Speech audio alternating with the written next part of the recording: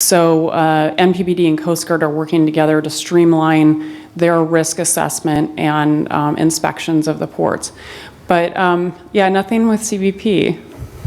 We have air, marine, and to me, I'm in budget, makes sense that DHS would have an overarching air, marine, and just combine effort, standardized platforms, the government to repair and maintain, sort of in an overarching DHS. Yeah. And in Puerto Rico, you can stand and look at Coast Guard from CBP. Yeah. And the circles that they do, CBP's here, Coast Guard's here, and Puerto Rico's Yeah. Coast Guard's here in Puerto Rico. It just, to me, makes a lot of sense. So on the air and maritime aspect, we really are looking closely at that, and especially, you know, learning the lessons from Hurricane Sandy, where there were actually some boat stations and things along the coast that perhaps we would have wanted to close, but because things happen quickly, we weren't as thoughtful. CRSO has done a great job in Puerto Rico of trying to strategically, you know, look at the facilities and the mission support in that space and find opportunities to consolidate and co-locate and efficiently reconstitute. So I think similar things are happening on the Gulf Coast as well. In general, CRSO is doing some regional facilities consolidation. They've got a pilot going on in Washington State and New York City, or I'm sorry, New York and Boston. And so they're looking at, hey, if we have lease and rented space, if we have mission support like weapons, training facilities, how can we optimize? And they're not necessarily looking for a cut or a slash and a burn, but if we're all DHS, we all end up working together one way or another.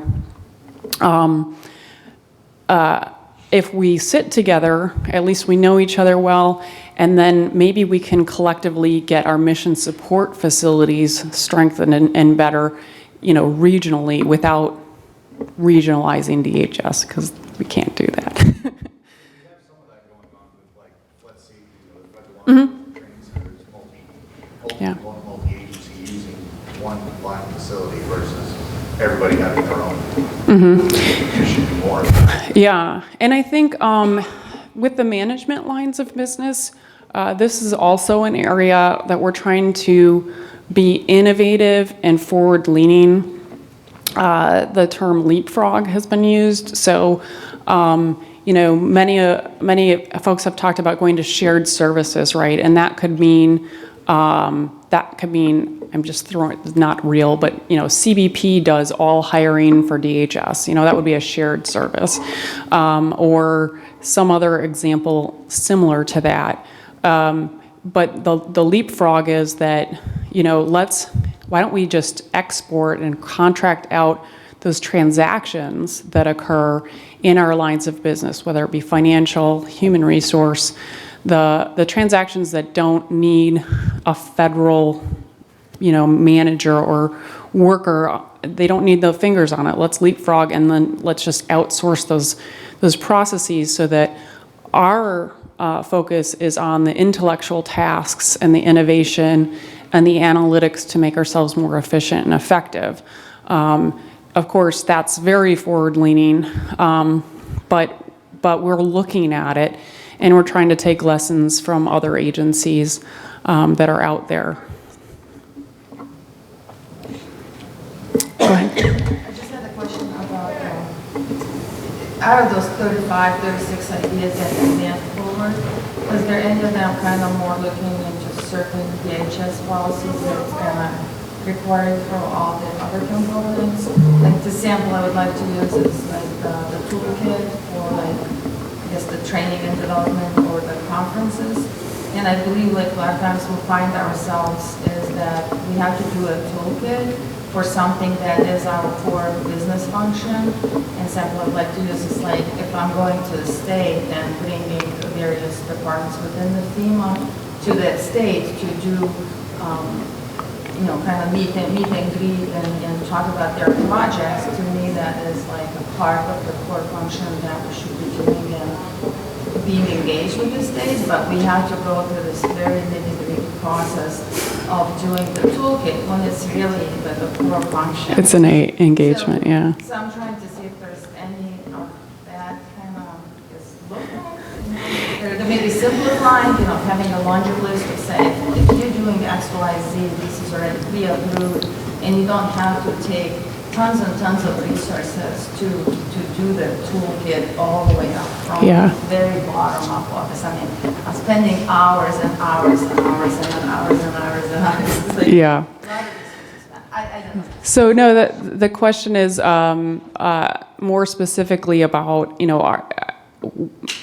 their toolkits for conferences. The conference reporting is very burdensome. I think everyone is very aware of that and is trying everything they can to make it less burdensome.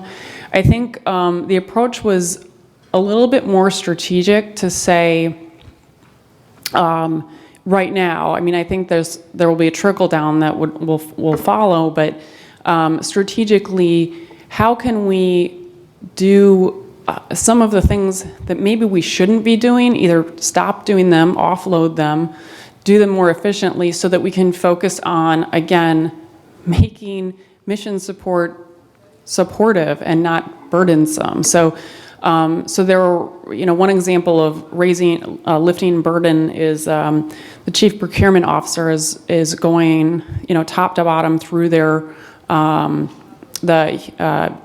HSAR to try to strip and remove items that just don't need to be there, right, to sort of reduce the burden.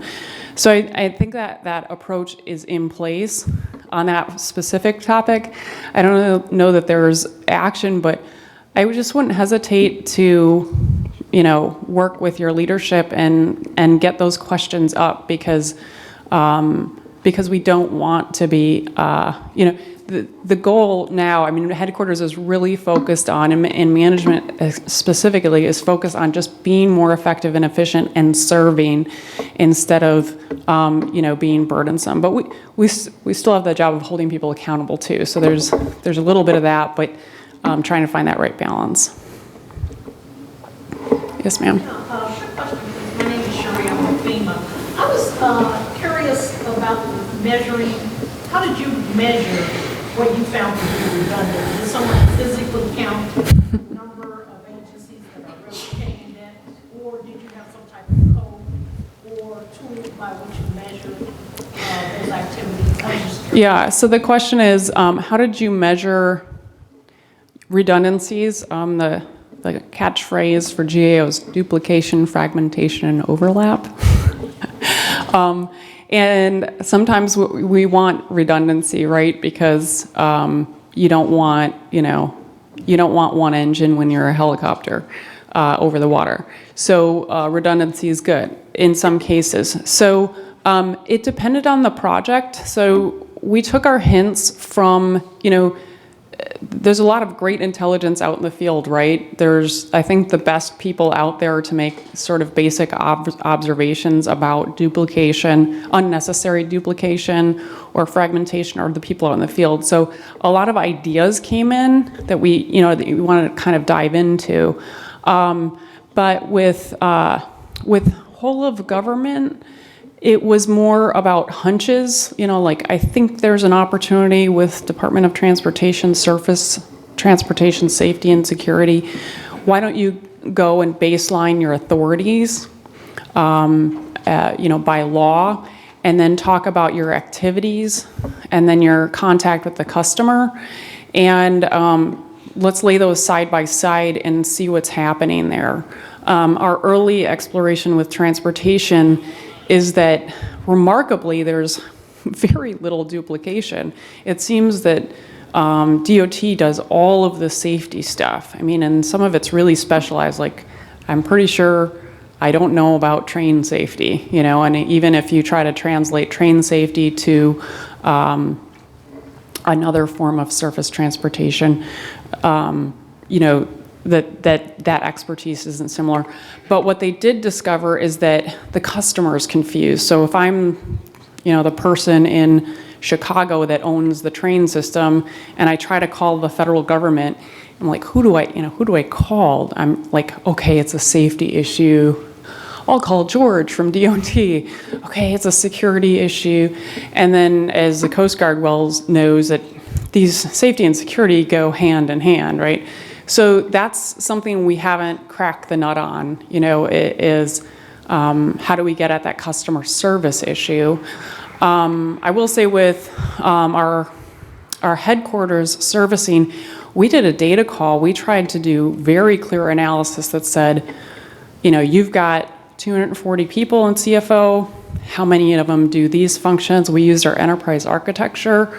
And we're going through that analysis, and I encourage you to go look at that when it comes out later this summer. I think it's very good to say, we know that headquarters, believe it or not, is almost, you know, 2/3 of its effort is to serve itself. And then, you know, another 10% is your basic overhead. And then the remainder is the governance, oversight, policy writing, you know, like analysis and streamlining. And that just, it doesn't feel right, right? That doesn't feel right now. So we're trying to figure out what do we do about that. That was a very detailed analysis. But I think it depends. As all great economists say, it depends. Well, we're asked to look internally, which I appreciate, but at CBP, probably it's such an old agency, our oversight and the numbers of committees that ask us to give them a report or something, or have something to say about us is enormous. Is the department interested in looking at trying to streamline the oversight to relieve some administrative burden? There's a lot of effort taken just to respond to. Yeah. Yeah, I'd like to say yes. I will only speak from my personal experience of six years at headquarters and then another 4 at a component that the GAOIG reports used to always blame us, and now on occasion they say, hey, it's a little difficult because there's so many committees. So even GAO is starting to recognize it and write it down every once in a while. So that's my own personal glimmer of hope when I get the GAO letter or send the report out the door. But I don't think, I mean, that's not a focus right now. In that, I don't know that people think that there's an effective way to get at it except one report at a time. So we do the annual review of reports that, you know, and try to get rid of those that are unnecessary. That's an annual process. The other issue, of course, our congressional partner are always challenged when we talked about facility consolidation and closing. Of course, when you have congressional districts, that's always a great challenge. But I think that our leadership right now wants to say, you know, that there is a time right now to take on the Congress to get at some of these more gnarly issues that have been, you know, repeated over the course of time. But I don't think there's anything formal with our committees. I would like to say there was. Okay, I think we've got maybe time for one more question,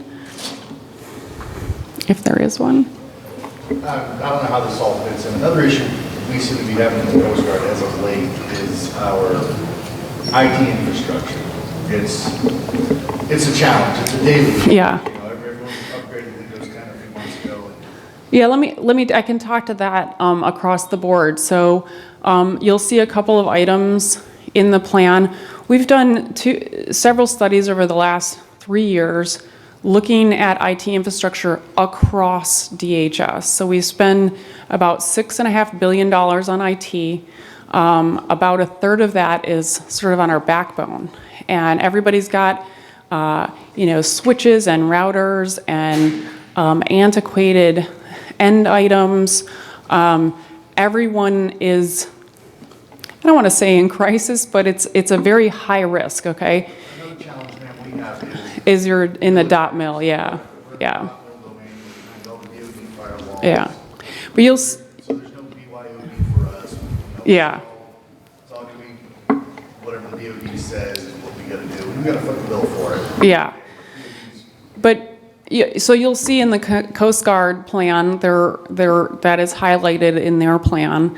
And then I think the way that, as a whole, you know, the CIO is very supportive of migrating to the cloud, which can be, you know, can be done with any system, well, not any system right away, but generally speaking, you know, and then also getting our critical cybersecurity program, CDM, in place. So you'll see several initiatives about consolidating our security operations centers, migrating to the cloud, and getting our cybersecurity up to speed. And we also came out with a new IT refresh policy that requires our end items to be refreshed at regular intervals that allow us to be secure and more efficient and effective. So all of those things have emerged, and we're painfully aware of our information technology risks right now. So, We got the secure part, we don't have the efficient part. yeah. I used to be on the Coast Guard network, I know. Okay, well, thank you so much. I'll be up at the podium if you have any other questions, and enjoy the rest of your day.